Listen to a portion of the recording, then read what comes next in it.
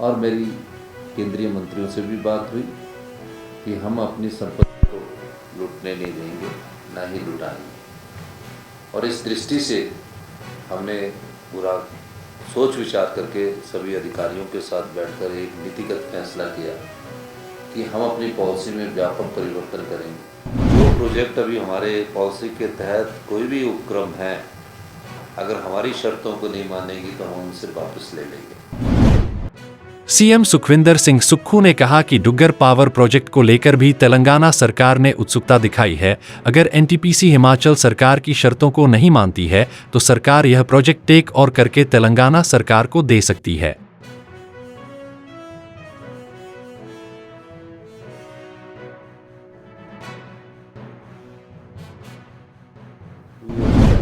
दो साल पहले जब हमारी सरकार बनी तो हमने सबसे पहले अपने प्राकृतिक सौंदर्य को देखा और वेल्थ के रूप में हमने पानी को पहचाना।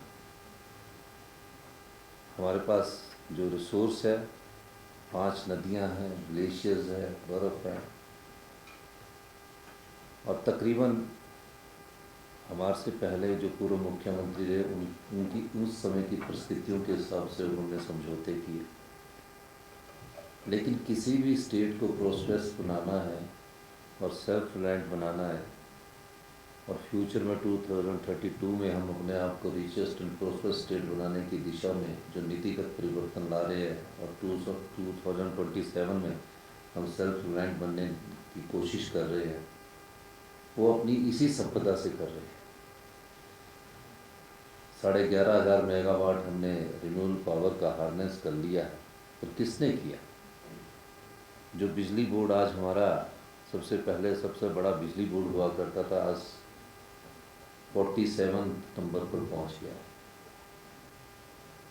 इसका सबसे ज़्यादा फायदा केंद्र सरकार के पब्लिक सेक्टर ने उठाया। हमारा एनटीपीसी में 800 मेगावाट बना, एनएचपीसी ने प्रोजेक्ट बनाए, एसजेवीएनएल ने बनाए। ऑल्दो हमारी उसमें 27% इक्विटी है, पर एसजेवीएनएल जो हमारे पानी से 67,000 करोड़ रुपए की कंपनी होगी और हमारी स्टेट का बजट महज जो आज मैंने प्रस्तुत किया 58,000 करोड़ का है, जिसमें 6,000 करोड़ का होल है, यानी कि हम उसको चाहते हैं, है ही नहीं है पैसा। फिर हमने इस चीज़ को पहचाना और मेरी केंद्रीय मंत्रियों से भी बात हुई कि हम अपनी संपत्ति को लूटने नहीं देंगे, ना ही लुटाएंगे। और इस दृष्टि से हमने पूरा सोच विचार करके सभी अधिकारियों के साथ बैठकर एक नीतिगत फैसला किया कि हम अपनी पॉलिसी में व्यापक परिवर्तन करेंगे। 12, 18, 30 की हम पॉलिसी लेकर आए। 2006 में जब ये पहली बार पॉलिसी बनी थी, उसमें मैंने मेन आर्किटेक्ट में मैडम सोस के साथ था। उस समय हमारी पॉलिसी के तहत हमें पर मेगावाट पर जो अपफ्रंट प्रीमियम हमने रिजर्व रखा होता था 10 लाख या 20 लाख, 63 लाख पर मेगावाट हमें प्रीमियम मिला। पॉलिसी में बदलाव हुआ, परिस्थितियों के हिसाब से पॉलिसी में बदलाव होता रहता है। और अब हमने 12, 18, 40 के तहत केंद्र सरकार से बात की कि जो पिछली सरकार ने धोला से लूरी सुन्नी 658 मेगावाट के प्रोजेक्ट्स हैं, उसमें आप हमारे को 12, 18, 30 और 40 साल बाद प्रोजेक्ट वापस कर दो। परपेचुइटी पर हम कोई भी प्रोजेक्ट नहीं देंगे।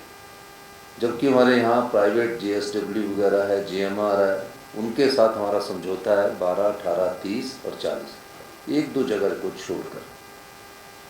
इस बारे में हमने बात रेवंत रेड्डी जी से की, भट्टी साहब से की, इन्होंने अपनी रुचि दिखाई और पहला स्टेप जो हमारी नीति का है और आत्मनिर्भर हिमाचल का है, उस दिशा में आज हम आगे बढ़े।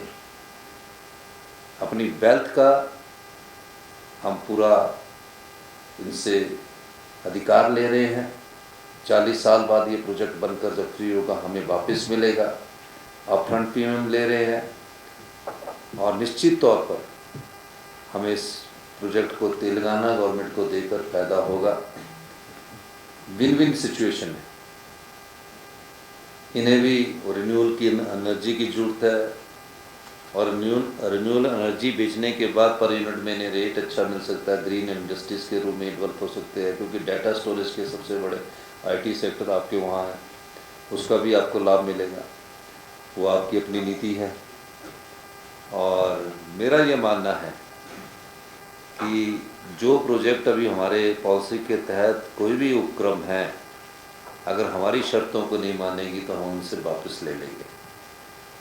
और मेरा ये मानना है कि महज छोटी स्टेट होने का मतलब और आर्थिक चुनौती होने के बावजूद हमें उन चुनौतियों को स्वीकार करना चाहिए जो प्रदेश को आत्मनिर्भर बनाए।